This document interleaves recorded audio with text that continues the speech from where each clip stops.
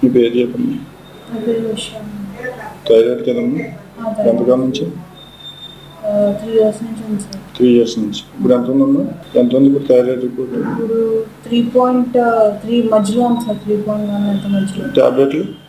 Tablet 100 mg plus 200 sir.